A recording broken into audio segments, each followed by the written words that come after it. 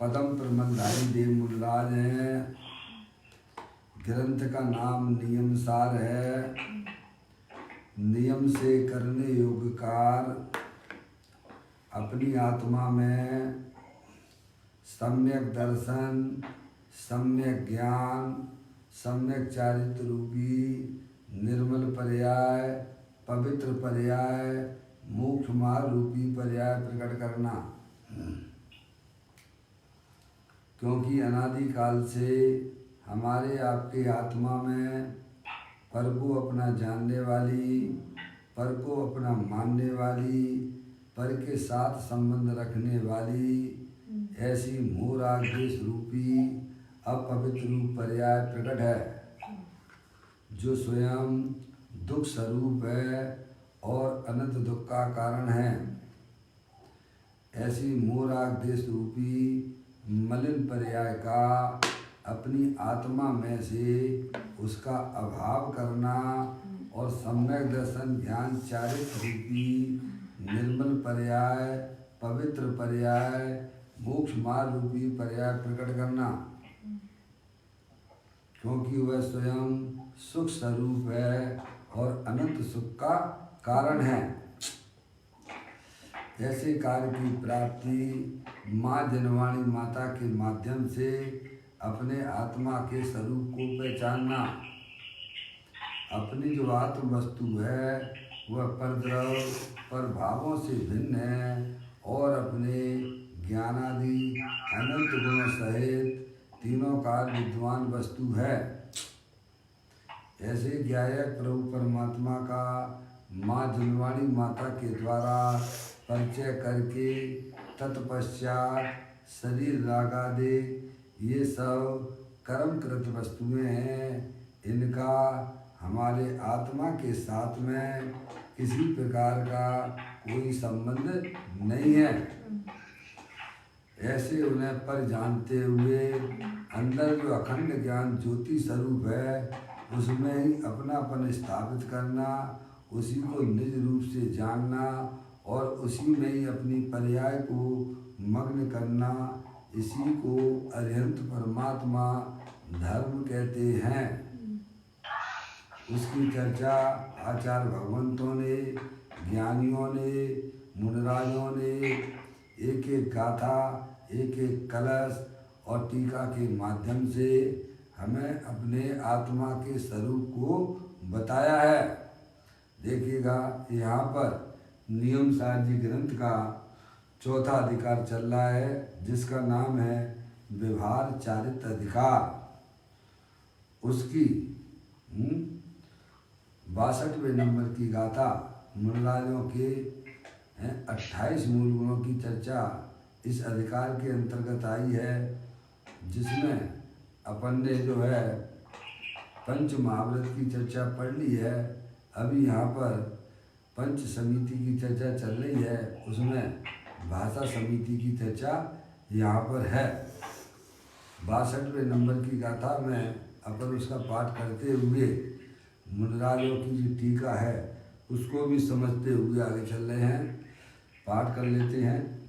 पैसून कर कस हास पर निंदा प्रशंसा आत्म की, छोड़े कहे हित कर वचन उसके समिति है वचन की।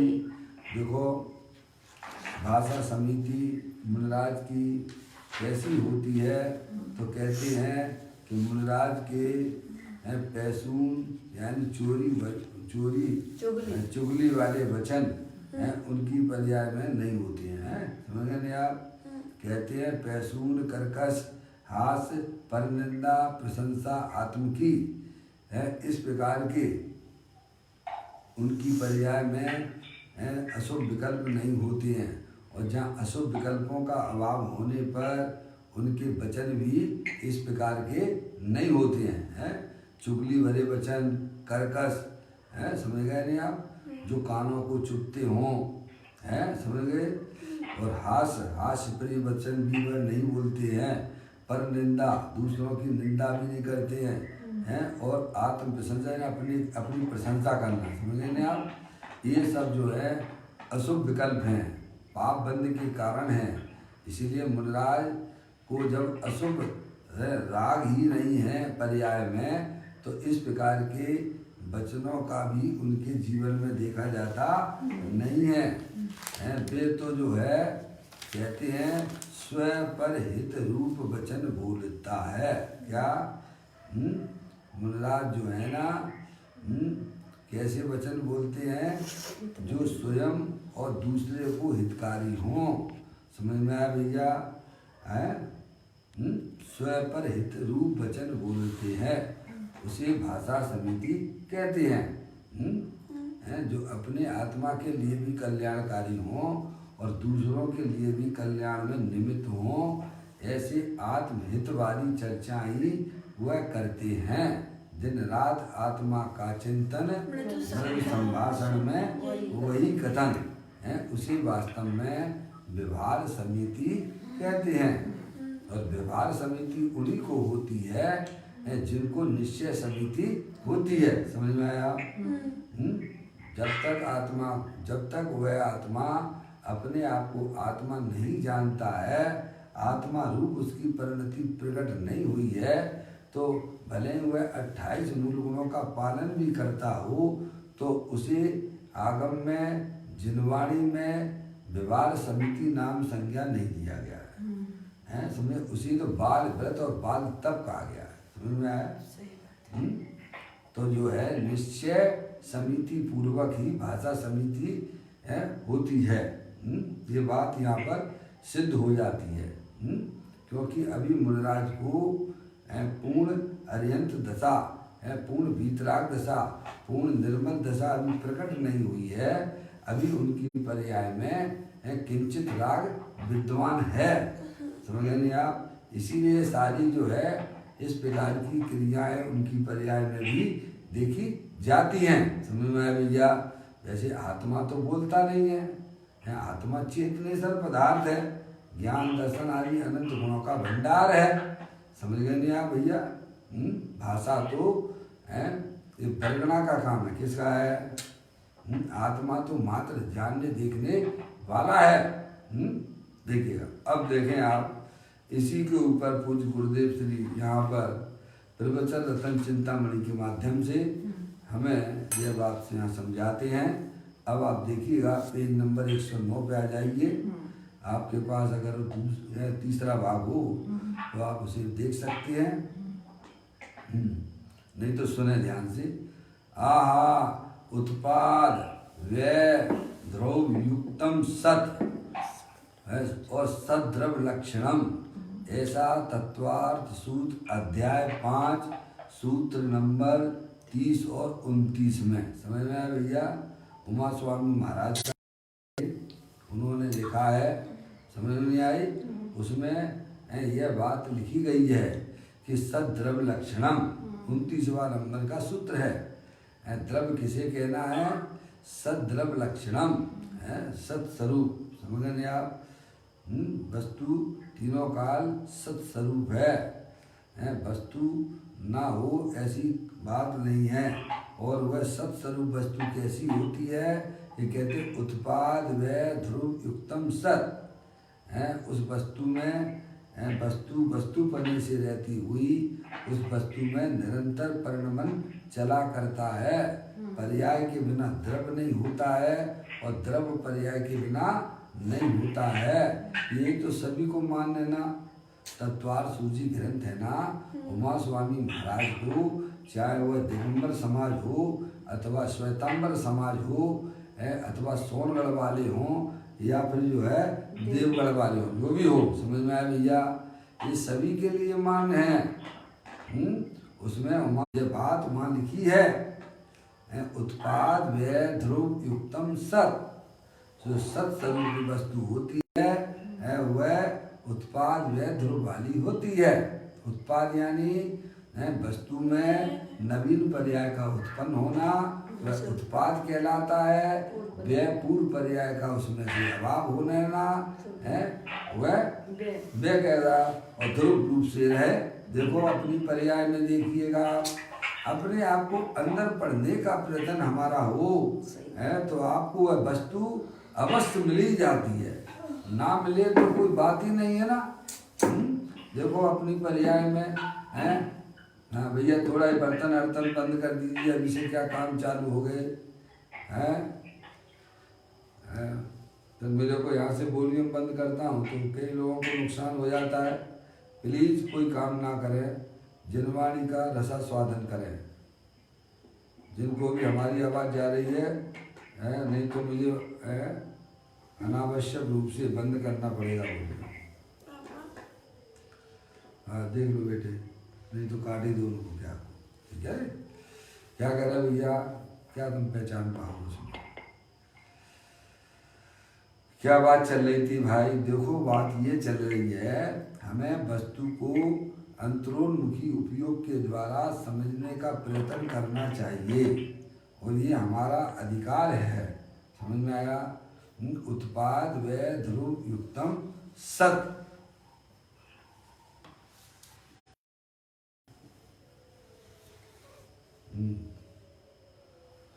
देखिए क्या कहते हैं, उमा स्वामी महाराज कहते हैं कि जो वस्तु होती है वह उत्पाद व ध्रुव युक्तम सत होती है। देखो आप द्रव्य रूप से आप अपने आप को देखिए, आप चेतनेश्वर वस्तु हैं, इस जगत के चेतनेश्वर वस्तु हैं। समझ गए? शरीर तो है अनंत पुद्गल परमाणुओं का पिंड है। समझ में आया भैया? अंदर में देखिएगा आपकी पर्याय में देखो पहली पर्याय कौन सी चल रही थी? सोने वाली पर्याय चल रही थी। कौन सी पर्याय चल रही थी भैया? निद्रा वाली चल रही थी ना। है अभी क्या निद्रा वाली पर्याय है आपके पास में? अरे बोलो, हाँ ना बोलोगे तो समझ में आएगा। नहीं है ना? है पर आप हो के नहीं हो? हैं सोते समय भी आप थे और जागृत अवस्था में भी आप हो, है तो आप हो, है तो वो तो हो गया ध्रुव रूप से वस्तु है भैया। है पूर्व पर्याय चली गई निद्रा वाली, है अशुभ पर्याय चली गई। अभी जागृत रूप से आप माँ जिनवाणी माता का रसास्वादन कर रहे हैं। समझ में? तो इस प्रकार से हमें आत्म वस्तु को अपनी समझना चाहिए। है ये सूत्र बताने का मतलब ही इतना है। समझ में आया? अब ज्ञानी कहते हैं तुम उत्पाद व्यय की दृष्टि छोड़ दो। क्या करना भैया? इतनी अगर आप में कला आ गई जिंदगी जीने की तो आपको कोई भी आपको अपने आनंद लेने से रोक नहीं सकता है। इग्नोर करना सीखना चाहिए। वैसे तो आप इग्नोर तो करते हो बहुत सारी चीजें, लेकिन मतलब की चीजों को नहीं करते हो। समझ में आया भैया? ज्ञान में ये कला है भैया। आपके दुश्मन हो, आपके लड़ाई झगड़े करने वाले व्यक्ति हो, आप उनकी शक्ल देखना पसंद करते हो, उनकी चर्चा करना आपको अच्छा लगता है क्या? नहीं लगता है ना? ऐसे ज्ञान में ये सारी चीजें पड़ी हुई हैं। आपको जब जो है अपने परिवार वालों को मुक्त करते हो, बाकी के लोगों को गौण कर देते हो, ये तो सब सांसारिक बातें हैं। समझ में आया भैया? अपने आत्म द्रव्य के अंदर गौण मुक्त करना है। अपनी चेतन स्वरूप वस्तु है जो तीनों काल ज्ञान आनंद स्वरूप वस्तु है। समय से दूसरे समय का नहीं होता है। तो ज्ञानी कहते हैं कि तो है ये वस्तु को पहचान कर पर्याय में होने वाले परिवर्तन के ऊपर दृष्टि नहीं देना। क्या कहा? पर्याय तो रहती है, पर्याय के बिना द्रव्य नहीं होता है। मौसी बस इतनी सी बात है। इसी को बोलती है कला। समझ में आया? अपने आप को किस प्रकार से ग्रहण करना, पर्याय को इतना विवेक होना चाहिए कि हमें किसके ऊपर दृष्टि देना चाहिए, किसके ऊपर ज्ञान का गेय बनाना चाहिए। ये हमें अरिहंत परमात्मा समझाते हैं। अनादिकाल से हमने शरीर को अपना जाना है, अपना माना है। अरे शरीर नाम की तो जगत में कोई वस्तु ही नहीं है भैया। वो तो अनंत पुद्गल परमाणुओं का पिंड है। मिली जुली सरकार है। अरे मिली जुली सरकार कितने दिन तक चलेगी? है भैया? समझ में आया? अरे मिली जुली सरकार कितने दिन तक चलेगी? और वह भी कैसी मिली जुली सरकार है, उसमें एक तो आत्मा है और अनंत पुद्गल परमाणु में भैया। समझ में आई कि नहीं आई है? वो तो फेल होना ही है ना, क्योंकि आपका हिस्सा तो केवल एक है और आपके साथ में कितने लोग मिले हुए हैं। समझ में आया? अनंत पुद्गल परमाणु में, समझ में आया? वो तो फेल होना ही है, फेल हो जाए तो कोई आश्चर्य की बात नहीं है। समझ में आया भैया? तो ज्ञानी कहते हैं तुम चेतनेश्वर वस्तु हो, ये शरीर तो अनंत पुद्गल परमाणुओं का पिंड है, ये विजाति तत्व है। ऐसे ही अपने आत्मा में जो रागादिक परिणतियां होती हैं ना, वे जो रागादिक परिणतियां हर समय उत्पन्न विध्वंसी हैं, वे तुम्हारे आत्मा के अंदर प्रवेश करती नहीं है। समझ गया? इसीलिए तुम उनकी दृष्टि छोड़ो। क्या भैया? उन्हें अपना मानना छोड़ो। तुम तो चेतनेश्वर भगवान आत्मा हो, सिद्धि की सामर्थ्य वाले हो, अनंत शक्तियों के भंडार वाले हो। एक बार तुम अपने ज्ञान की पर्याय का परिवर्तन अनादिकाल से बैरमुख होकर स्त्री मुझे सुख देगी, लड़का मुझे सुख देगा, भोजन मुझे सुख देता है, ये तेरी जो मान्यता है ना, ये दुख भरी मान्यता है। इस मान्यता में कोई सच्चाई नहीं है। समझ आया? तेरा सुख तेरी स्त्री में कैसे हो जाएगा, पर द्रव्यों में कैसे होगा? अरे यहाँ तो ऐसी बढ़िया सुंदर बात अध्ययन परमात्मा कहते हैं कि मैं भी तुझे सुखी नहीं बना सकता हूँ, मैं भी तुझे अपना सुख नहीं दे सकता हूँ, क्योंकि विश्व की व्यवस्था में ये बिल्कुल भी ये व्यवस्था नहीं बनती है कि एक द्रव दूसरे द्रव को सुखी बना दे। ये व्यवस्था तीन काल में संभव ही नहीं है। इसीलिए ज्ञानी अध्ययन परमात्मा भी हमें यह समझाते हैं, तू मेरी तरफ ना देख, तू अपने चेतनेश्वर भगवान आत्मा को देख जो स्वयं सुख स्वरूप है, आनंद का भंडार है। समझ में आया भैया? कभी भी हमने भी अनंत काल हो गया है, एक समय के लिए भी अपने भगवान आत्मा की तरफ ना देखा। इसीलिए हमारी पर्याय में ये दुख की पर्याय चल रही है और इसे आप ही मिट सकते हो। समझ में आया भैया? इसे कोई दूसरा मिट सकता नहीं है। ऐसी इस विश्व की व्यवस्था है। देखो यहाँ कहते हैं उत्पाद वै ध्रुव युक्तम सत सद्रव लक्षणम, ऐसा तत्वार सूत्र अध्याय 5 सूत्र नंबर 30 और 29 में कहा है। तो उत्पाद वै ध्रुव में से, ध्रुव में जो ऐसे अनंत गुण है, क्या भैया है, वस्तु जो ध्रुव है ना है, उसमें अनंत गुणों का भंडार है। समझ गए जा? ऐसा हुए आत्मा मालिक है उसका, उसे कुछ पता नहीं है। ये तो अध्ययन परमात्मा के यहाँ आएगा और उसको सुनेगा तो समझ में आती है, नहीं तो भ्रमित होता रहता है भैया, घूम ही रहा है ना। और हमें आपको मौका मिला है कि हम अत्यंत भगवान के यहाँ आकर पैदा हुए हैं। क्या भैया? समझ में आया? हमें कीमत नहीं आती है जैसे किसी को ऐसी फ्री में मिल जाए ना, है मौसी, फ्री में मिल जाए ना कोई चीजें, तो उसकी वह कदर नहीं करता है। क्या हमें अत्यंत परमात्मा मिले हैं, हमें उनकी कदर नहीं करते हम। समझ गए? और अहंकार और करते हैं। क्या भैया?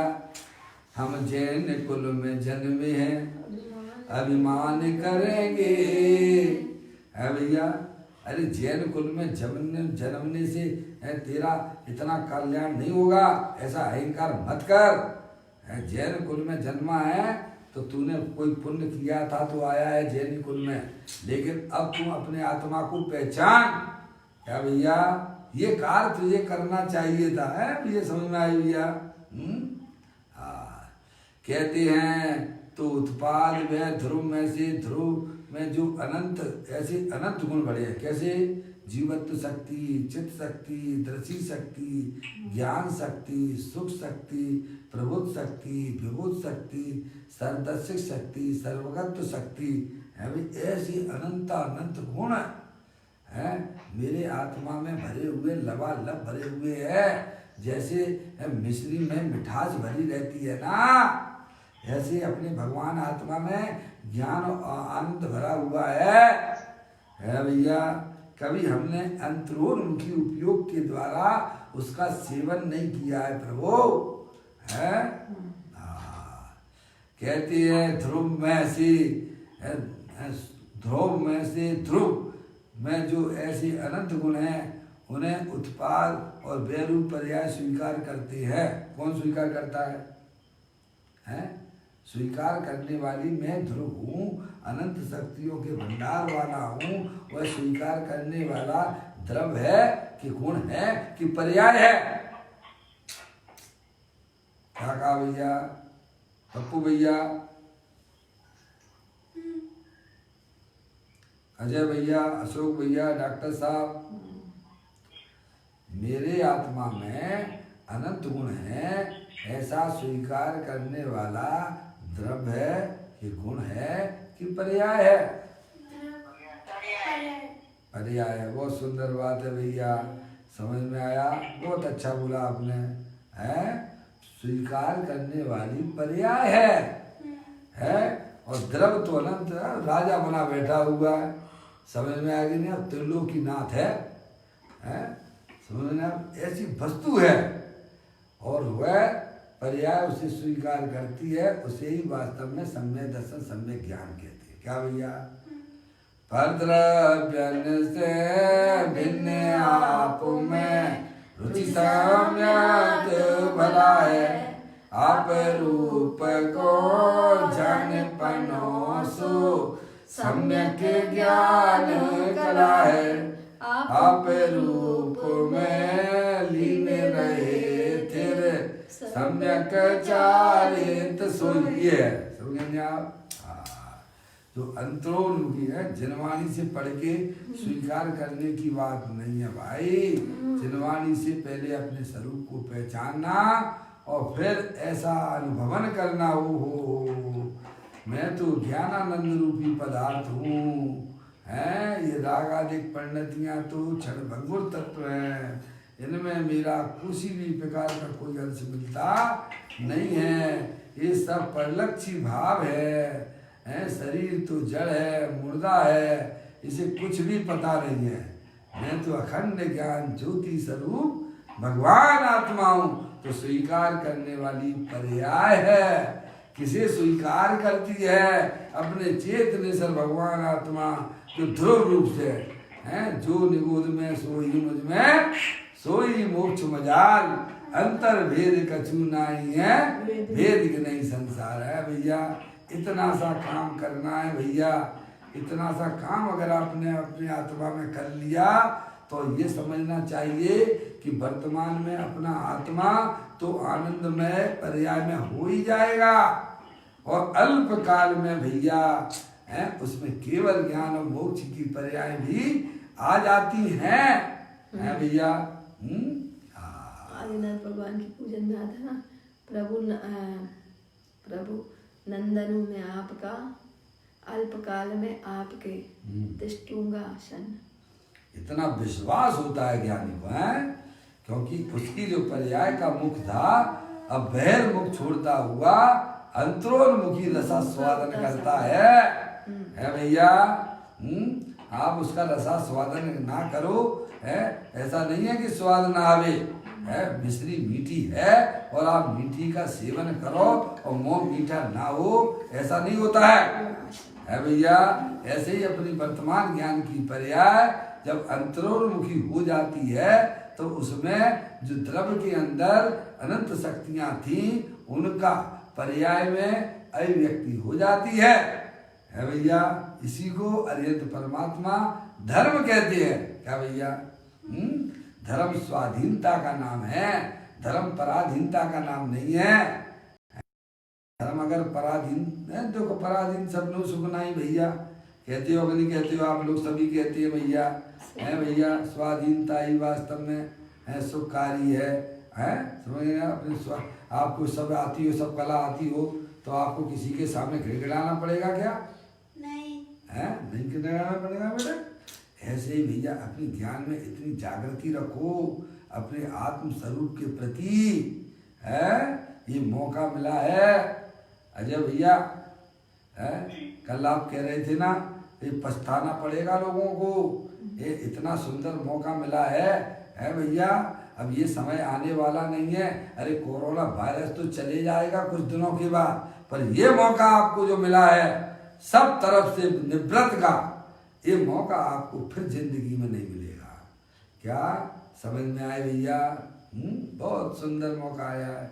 हर तरफ से तुम्हें घर रह के अपना कार्य करने की सुविधाएं व्यवस्थाएं हैं सरकार की तरफ से भी मिली हुई हैं, समझ में आया।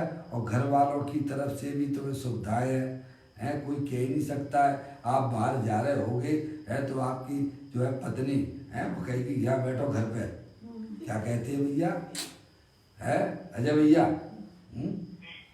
आप बाहर निकलो है तो आपके सहयोगी जो लोग हैं ना वे कहेंगे हैं पापा इधर बैठो चुपचाप, पत्नी कहेगी ना कहीं मत जाइए यहाँ बैठिए है, तो उसकी बात भी हो जाएगी और आप चुपचाप बैठे भी रहिए। क्या भैया? अब आपके पास में कला हो उसे रसा स्वादन लेने की तो आप तो और आनंद में हो जाओगे। क्या कहा भैया? बाहर के लोग तो रोक ही रहे हैं ये भैया है, अंदर के लोग भी है, घर के सहयोगी लोग भी वे भी कह रहे हैं कि आप चुपचाप बैठ जा है। अब आपके पास में अगर वो कला है तो भैया आपका जीवन आनंदमय हो जाएगा है, पर्याय में आनंद हो जाएगा। समझ में आया भैया? मौका मिला है भैया है, हर तरफ से मौका मिला है। ऐसा मौका जो है 1 महीना पहले नहीं था है भैया। अब जितने समय निकल गए हैं ना है वे अब आपको मिलने वाले नहीं है। समझ में आया है? अगर ये है कोरोना वायरस नहीं आता ना है तो घर वाले भी बैठने नहीं देते शांति से है अजय भैया। ये तो सबको अपने को या मालूम पड़ता है कि नहीं पड़ता है? ये कहते जाओ ना भाई साहब दुकान खोलो ना जाके, या बैठे बैठे क्या कर रहे हो है, फिर मेरे लिए बढ़िया बढ़िया आभूषण ला दो ना है भैया, ये कपड़ा ला दो ना, ये करो ना वो करो ना है। विकल्प इतने माथे पे आ जाते डॉक्टर साहब है भैया। ये मौका मिला है भैया, आपको इस मौके का पूरा लाभ लेना चाहिए। समझ में आया भैया? इसमें दुखी होने वाली कोई बात नजर आती नहीं है भैया। ऐसी बढ़िया बात है भैया। यही तो चलता है भैया। ज्ञानियों के पास में क्या है भैया? बस यही है, अपने आनंद को लूटते रहते हैं। अरे पर्याय भी अपनी है और द्रव्य भी अपना है। क्या कहा भैया है? कहीं को जाना नहीं है, जब गर्दन झुकाई है और दर्शन कर लिए। सही बात है। यहाँ गर्दन झुकाने का भी काम नहीं है। क्या भैया? समझ में आया भैया? आनंद स्वरूप वस्तु है, अपने आत्मा को पहचानिए भाई साहब। अनंत शक्तियों का भंडार हूं मैं। ऐसा कुछ अद्भुत मार्ग मिला है भाई। ये अंधे के हाथ में बटेर आ गई है। क्या आ गई है भैया? सही बात है, अंधे के हाथ में बटेर आ गई। डॉक्टर साहब है क्या? कोई बात नहीं, आप मूड पे होंगे, मैं समझ रहा हूँ है भैया। ये अंधे के हाथ में बटेर आ गई है। बटेर यानी एक पक्षी होता है, बहुत चंचल पक्षी होता है, जिसे आंख वाले भी पकड़ नहीं पाते हैं। ऐसे ही जो है अंधा व्यक्ति उस बटेर को पकड़ ले। क्या कहा? ऐसे ही हमारे महान पुण्य के उदय से ये हमें अरियंत परमात्मा और उनकी वाणी का लाभ मिल रहा है। समझ में आया? कितने भव निकल गए। देखो आप अपना आत्मा कहाँ पड़ा रहा भैया। एक इंद्रिय पर्याय में वहाँ उठना ही नहीं हो पाता है भैया। 2 इंद्रिय पर्याय में आया, लोग गाड़ियाँ चला रहे हैं भैया। समझ में आया भैया? पेड़ बन के खड़ा हुआ है तो बरसों तक खड़ा ही रहता है भैया। जन्म मरण नित्य करते करते काल अनंत गमाए। आज हम जिन राज तुम्हारे द्वारे आए। क्या भैया? जन्म मरण करते करते करते करते भैया 4 गति 84